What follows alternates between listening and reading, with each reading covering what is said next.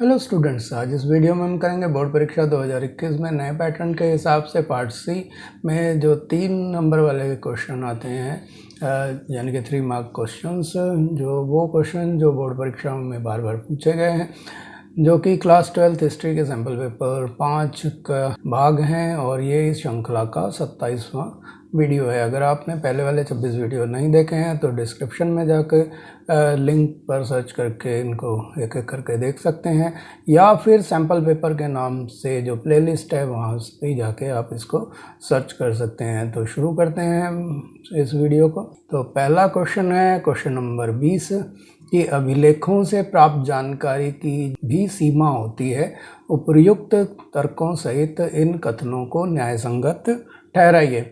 यानी कि आपको ये बताना है कि जो अभिलेख हमारे को मिलते हैं, जिनसे हम इतिहास की जानकारी प्राप्त करते हैं, उनकी एक लिमिटेशन होती है, यानी कि एक सीमा होती है। तो हमारे को तर्क देकर इसको न्यायसंगत ठहराना है। तो इसका उत्तर होगा कि अभिलेखों में जो कमियां या समस्याएं होती हैं वो निम्नलिखित प्रकार से होती हैं। पहला ये है कि लिपि का अध्ययन व अर्थ निकालने की समस्या। जैसे अशोककालीन जो ब्राह्मी लिपि है का अर्थ कई दशकों के प्रयत्नों के पश्चात 1838 में जेम्स प्रिंसेप द्वारा निकाला गया था। यानी कि जो ब्राह्मी लिपि में ये अशोक के अभिलेख लिखे गए हैं, जो उनका अर्थ निकालने में यहाँ के स्थानीय जो विद्वान थे वो असफल रहे, लेकिन 1838 में जेम्स प्रिंसेप ने अथक प्रयत्न करके इसका जो है अर्थ निकाला था। दूसरा है खरोष्टी लिपि को पढ़ना, यानी कि इस लिपि को भी पढ़ने में समस्याएं आई थी, क्योंकि कुछ अभिलेख जो हैं ब्राह्मी के अलावा खरोष्टी लिपि में भी लिखे गए थे।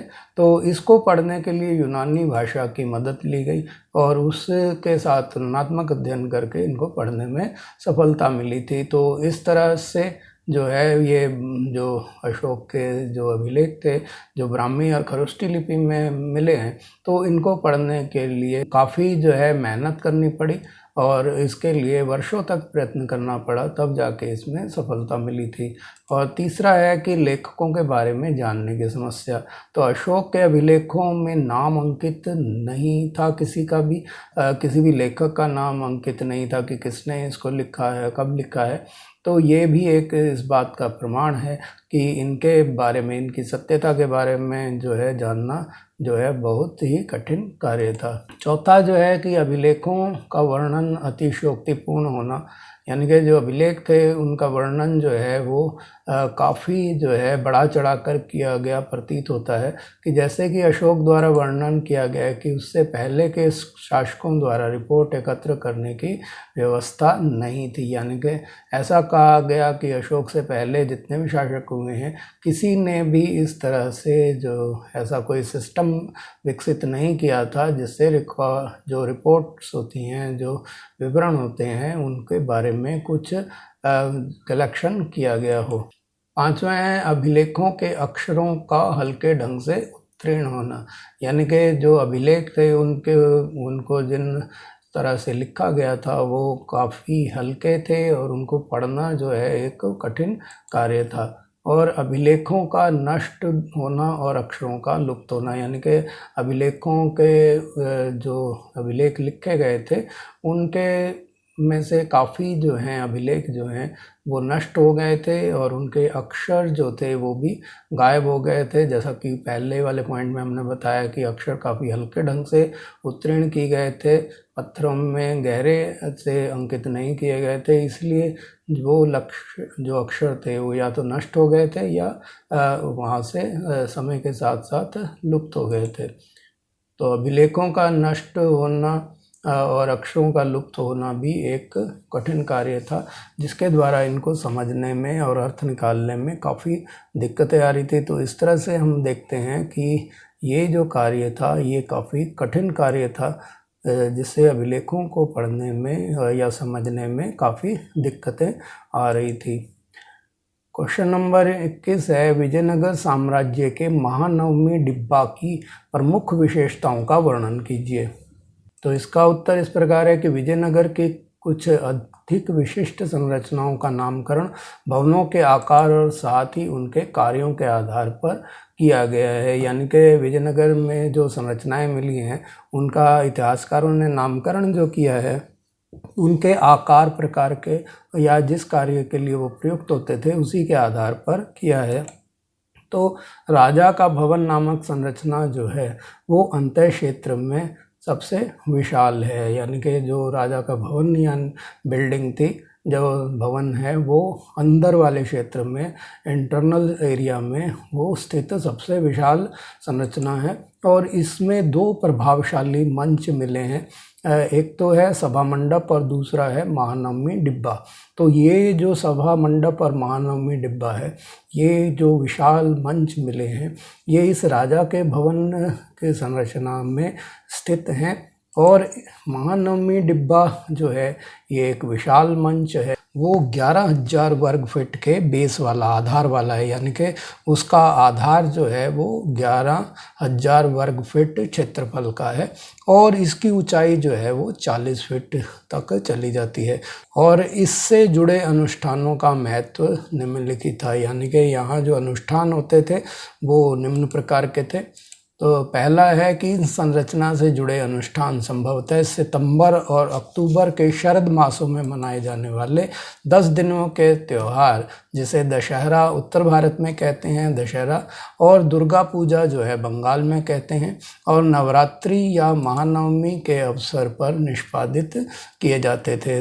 तो ये सितंबर अक्टूबर के शरद मास में मनाए जाने वाले जो त्यौहार होते हैं, जो सर्दियों में जो नवरात्र आते हैं उनमें 9 दिनों के नवरात्रि होते हैं। और या फिर उत्तर भारत में एक दिन और जोड़ के दशहरा, तो 10 दिन हो जाते हैं। तो 10 दिनों का त्यौहार दशहरा उत्तर भारत में मनाया जाता है। इसी प्रकार से बंगाल में जो दुर्गा पूजा का त्यौहार है वो भी इसी तरह से उसी समय में साथ साथ मनाया जाता है नवरात्रि के मौके पर। और नवरात्रि जो है ये प्रायद्वीपीय भारत में मनाया जाता है। तो इस तरह का ये त्यौहार है। तो इस अवसर पर विजयनगर शासक जो है अपने रुतबे, ताकत और अधिराज्य का प्रदर्शन करते थे। यानी कि जैसे कि 26 जनवरी के गणतंत्र दिवस पर यहाँ सेना की परेड करके और वहाँ होने वाले विकास कार्यों आदि की झांकियाँ प्रस्तुत करके भारत सरकार जो है अपने रुतबे, ताकत और यहाँ के लोकतंत्र की ताकत को प्रदर्शित करती है। इसी प्रकार से महानवमी के अवसर पर जो विजयनगर के शासक होते थे वो आसपास के अन्य राज्यों के ऊपर या उनके अधीन जो राजा और नायक वर्ग होते थे उनमें अपने रुतबे, ताकत का आदि का प्रदर्शन करते थे। तो इस अवसर के अनुष्ठानों में जो काम होते थे वो होता था मूर्ति की पूजा, राज्य के अश्व, अश्व का मतलब घोड़ा, तो राजा का जो घोड़ा होता था, प्रमुख घोड़ा होता था, उसकी पूजा, और भैंसे या अन्य जानवरों की बलि सम्मिलित होती थी। यानी कि यहाँ जो उनके पूज्य देवी देवता होते थे उनकी मूर्तियों की पूजा की जाती थी। राज्य का जो मुख्य अश्व होता था उसकी पूजा की जाती थी। और इसके साथ ही बलि देने की भी प्रथा थी जो भैंसे या किसी अन्य जानवर की हुआ करती थी। तो इसके अलावा नृत्य और कुश्ती प्रतिस्पर्धा में भी लोग जो है अपनी प्रतिभा दिखाते थे। यहाँ पर नृत्य, कुश्ती, तलवारबाजी आदि जो है विद्याओं से पारंगत व्यक्ति जो है इस अवसर पर आते थे और अपनी प्रतिभा का प्रदर्शन करते थे।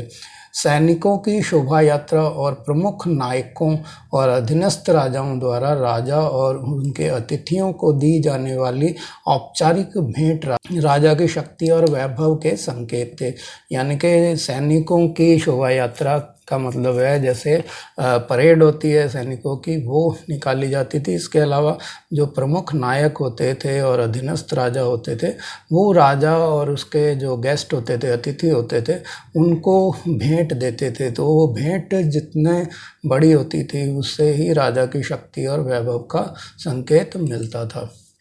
इसके अलावा नायकों की सेना का खुले मैदान में आयोजित समारोह में राजा द्वारा निरीक्षण उसके नियंत्रण का सूचक है।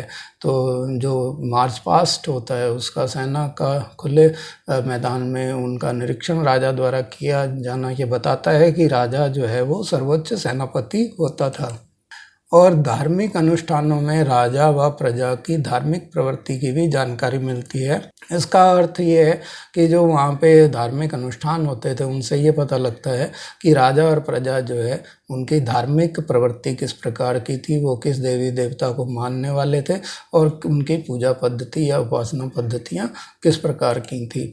इस अवसर पर नायक और राजा के लिए बड़ी मात्रा में भेंट और साथ ही नियत कर यानी कि टैक्स जो है वो लेकर आते थे। तो नायक और राजा जो अधीन राजा होते थे वो जो थे अपने यहाँ पर राया के लिए, यानी कि जो विजयनगर के राजा होते थे, सम्राट होते थे राया, उनके लिए बड़ी मात्रा में भेंट आदि लेके आते थे, गिफ्ट्स लाते थे और जो वार्षिक कर होता था वो भी लेकर आते थे। क्वेश्चन नंबर 22 है, भारत के विभाजन के बीच गांधी जी ने सांप्रदायिक सद्भाव करने के लिए अपना दृढ़ विश्वास दिखाया। इस कथन को उदाहरणों सहित स्पष्ट कीजिए। यानी कि आपको ये बताना है कि जब भारत का विभाजन हुआ था, भारत दो देशों भारत और पाकिस्तान में बट गया था, तो उस समय हिंदू मुसलमान सिखों आदि में जो दंगे हुए थे, तो गांधी जी ने इस सांप्रदायिक सद्भाव को बनाए रखने के लिए जो कार्य किए या उसमें जो अपना विश्वास दिखाया उसको आपको उदाहरणों सहित स्पष्ट करना है। तो इसका आंसर ये होगा कि यह कथन सही है कि सारी उथल पुथल यानी कि जो ये मारकाट हो रही थी, जो एक जगह से दूसरी जगह जो है जनता जा रही थी, हिंदू और सिख भारत की तरफ आ रहे थे पाकिस्तान को छोड़कर, इसी तरह से मुस्लिम लोग जो है काफ़ी संख्या में पाकिस्तान को जा रहे थे। तो वो जो थे, ये जो उथल पुथल हो रही थी, तो इस बीच में काफ़ी मारकाट हुई। तो इसमें जो है सांप्रदायिक सद्भाव को बनाए रखने के लिए गांधी जी ने बहादुराना कोशिशें की थी, यानी कि काफ़ी हिम्मत दिखाई थी। तो उनका फैसला जो है इस निर्णय पर आधारित था कि लोगों का हृदय परिवर्तित किया जा सकता है। तो उन्होंने निम्नलिखित कदम उठाए। तो ये था पहला कि उन्होंने पूर्वी बंगाल के नौखली में से बिहार के गांवों में और उसके बाद कलकत्ता और दिल्ली के दंगों में झुलसी झोपड़पट्टियों की यात्रा की। तो जैसा कि आप जानते हैं कि पाकिस्तान दो हिस्सों में बटा था, एक पूर्वी पाकिस्तान और एक पश्चिमी पाकिस्तान। पूर्वी पाकिस्तान वो है जो आज का बांग्लादेश कहलाता है, वो उस समय पाकिस्तान का ही एक हिस्सा था। तो वहाँ पूर्व का जो बंगाल का हिस्सा था, तो ये बंगाल का विभाजन करके बना था। एक पूर्वी बंगाल जो पाकिस्तान बना दिया गया और एक पश्चिमी बंगाल जो आज भी भारत का एक राज्य है। तो पूर्वी बंगाल के यानी कि वर्तमान बांग्लादेश के नौखली में से बिहार के गांवों में और उसके बाद कलकत्ता और दिल्ली के में जो दंगे हुए थे, जो हिंदू मुस्लिम दंगे हुए थे, उसमें जो झोंपड़ियाँ जला दी गई थी उनकी उन्होंने यात्रा की और लोगों को सांत्वना दी। प्रत्येक स्थान पर उन्होंने अल्पसंख्यक समुदाय जैसे हिंदू और मुसलमानों को आश्वासन दिए और एक दूसरे की रक्षा करने का आग्रह किया। उन्होंने हिंदुओं और मुसलमानों को कहा कि वो परस्पर मिलजुल कर रहें और एक दूसरे के प्राणों की रक्षा करें, ना कि उन पर जानलेवा हमले करें। उनके प्रयासों से लोगों में परस्पर विश्वास बना और पुराने किले के शिविरों में शरण लेने वाले शाहिद अहमद देहलवी ने गांधी जी के आगमन को बड़ी लंबी और कठोर गर्मी के बाद बरसात की फुहारों के आने जैसा महसूस किया और लिखा कि मुसलमानों को आशा थी कि अब दिल्ली बच जाएगी। यानी कि पुरानी दिल्ली में जो कैंप लगे हुए थे, शिविर लगे हुए थे शरणार्थियों के, वहाँ पर शाहिद अहमद देहलवी ने गांधी जी जब दिल्ली आए तो उनके आगमन के बारे में लिखा कि उनका आगमन ऐसा था, उनका आना ऐसा था जैसे लंबी और कठोर गर्मी के बाद बरसात की फुहारें जो राहत देती हैं, ठंडक को महसूस कराती हैं, तो ऐसा ही उनको महसूस हुआ था। और मुसलमानों में ये आशा जगी थी कि अब दिल्ली जो है बच जाएगी, क्योंकि गांधी जी यहाँ पर आ गए हैं और वो धार्मिक सद्भावना को कायम करने में सफल रहेंगे। 28 नवंबर 1947 को गुरु नानक जयंती के मौके पर सिखों की सभा को उन्होंने संबोधित किया, क्योंकि जो भारत का जो विभाजन हुआ था तो उससे सबसे अधिक जो प्रभावित लोग हुए थे वो जो थे या तो बंगाल के लोग थे या पंजाब के लोग थे। तो पंजाब के लोग जो बहुसंख्यक रूप से सिख थे, तो उनको सांत्वना देने के लिए 28 नवंबर 1947 को गुरु नानक जयंती के मौके पर उन्होंने सिखों की सभा को भी संबोधित किया था। और वे अपनी मृत्यु तक दिल्ली में रहे और उन्होंने लोगों को, मुसलमानों को शहर से बाहर निकालने की सोच के विरुद्ध अनशन भी शुरू किया, जिसमें पाकिस्तान से आए हिंदू और सिख शरणार्थी भी बैठते थे। यानी कि गांधी जी ने जो देश में जो मुसलमानों के विरुद्ध जो सोच पैदा हुई थी कि उनको यहाँ से बाहर निकाल दिया जाए, भगा दिया जाए पाकिस्तान, तो इसमें हिंदू और सिख दोनों ही शामिल थे। तो उनकी सोच के विरुद्ध गांधी जी ने इस सोच को हटाने के लिए कि मुसलमानों को यहाँ से भगा देना चाहिए, उन्होंने अनशन शुरू किया।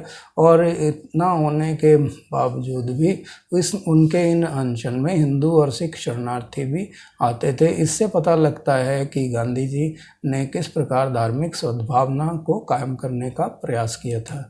मौलाना आज़ाद के अनुसार इस अनशन का प्रभाव जो है आसमान की बिजली जैसा पड़ा। तो लोगों को मुसलमानों के सफाई के अभियान की निरर्थकता दिखाई देने लगी। यानी कि लोगों को ये महसूस होने लगा कि मुसलमानों को मार देना या उन्हें यहाँ से भगा देना, इसके विरुद्ध जो अभियान चलाया जा रहा था वो व्यर्थ था और उसे चलाने का कोई औचित्य उन्हें अब नज़र नहीं आ रहा था। मगर हिंसा का यह नंगा नाच जो है आखिरकार गांधी जी की शहादत के साथ ही ख़त्म हुआ। यानी कि ये जो लोगों ने जो आपस में मारकाट मचा रखी थी, उसका अंत गांधी जी के अनशन से समाप्त नहीं हुआ। लेकिन ऐसा हुआ कि गांधी जी को इसका खामियाजा भुगतना पड़ा और उनको जो है शहीद कर दिया गया। क्वेश्चन नंबर 23 है, 1856 में अंग्रेजों ने अवध पर कब्जा क्यों किया, किस बहाने को लेकर उन्होंने कब्जा किया? तो ये काफ़ी महत्वपूर्ण प्रश्न है कि अवध को ईस्ट इंडिया कंपनी ने 1856 में अवध को बहाने बनाकर किस प्रकार से अपने राज्य में मिला लिया, तो उसके बारे में हमें बताना है। तो 1856 में नवाब वाजिद अली शाह को कुशासन के आधार पर गद्दी से हटाकर कलकत्ता निष्कासित कर दिया गया। तो अवध के जो नवाब थे उस समय वो वाजिद अली शाह थे और उनके ऊपर जो है ब्रिटिश ईस्ट इंडिया कंपनी ने यह आरोप लगाया कि उनका शासन जो है वो सही तरीके से नहीं चल रहा है। कुशासन का आरोप लगाया कि जनता उनके राज में सुरक्षित नहीं है और वो शासन चलाने में असमर्थ हैं। तो ये कहकर उनको गद्दी से हटा दिया गया और उन्हें पेंशन देकर कलकत्ता भेज दिया गया था। तो ब्रिटिश सरकार को लगता था कि नवाब लोगों में लोकप्रिय नहीं थे, जबकि वास्तव में वो इतने लोकप्रिय थे कि लोगों ने विलाप करते हुए उन्हें विदा किया था। यानी लोग जो हैं रोते रोते उनके पीछे काफ़ी किलोमीटर दूर तक चले गए थे। लोगों में इतना दुख और अपमान था कि एक ने लिखा है कि देह से जान जा चुकी थी, शहर की काया बेजान थी। यानी कि लोग इस बात से इतने दुखी और अपमानित महसूस कर रहे थे कि एक व्यक्ति ने अपने लिखा है संस्मरण में कि देह से जान जा चुकी थी। यानी कि शरीर में तो था लेकिन उसमें से जान निकल चुकी थी। यहाँ देह का मतलब अवध से है, अवध की जनता से, और उसकी जान जो थी वो उनके जाने आलम नवाब वाजिद अली शाह थे, वो शहर से जा चुके थे और शहर की काया जो है वो बेजान हो चुकी थी। यानी कि शहर की काया मर चुकी थी। कोई सड़क, कोई बाजार और घर ऐसा ना था जहाँ पर जाने आलम से बिछुड़ने पर विलाप का शोर ना गूंज रहा हो। यानी कि जाने आलम, जिन्हें अवध के जो नवाब थे वाजिद अली शाह, उन्हें जाने आलम कहा जाता था। यानी कि जान से प्यारे जो बादशाह था, उनसे बिछुड़ने के विलाप का शोर हर जगह गूंज रहा था, हर सड़क, हर बाजार, हर गली मोहल्ले और घर में।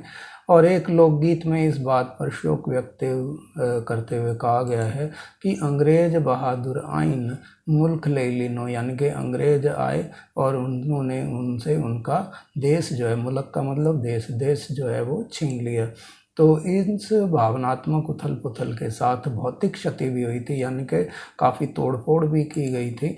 नवाब को हटाए जाने से दरबार और संस्कृति भी ख़त्म हो गई थी, क्योंकि नवाब वाजिद अली शाह अपनी शान शौकत के लिए विश्वविख्यात थे और जो है वो कला और संस्कृति को संरक्षण देने वाले व्यक्ति थे।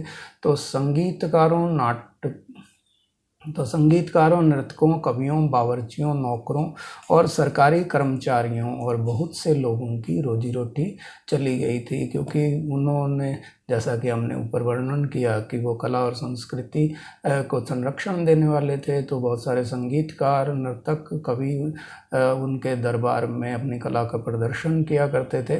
उनकी रोजी रोटी चली गई। इसके साथ ही जो बावर्ची, नौकर और सरकारी कर्मचारी थे, उनका भी, क्योंकि अब ब्रिटिश कंपनी के अधीन शासन आ गया था, तो उनकी भी नौकरियां चली गई थी।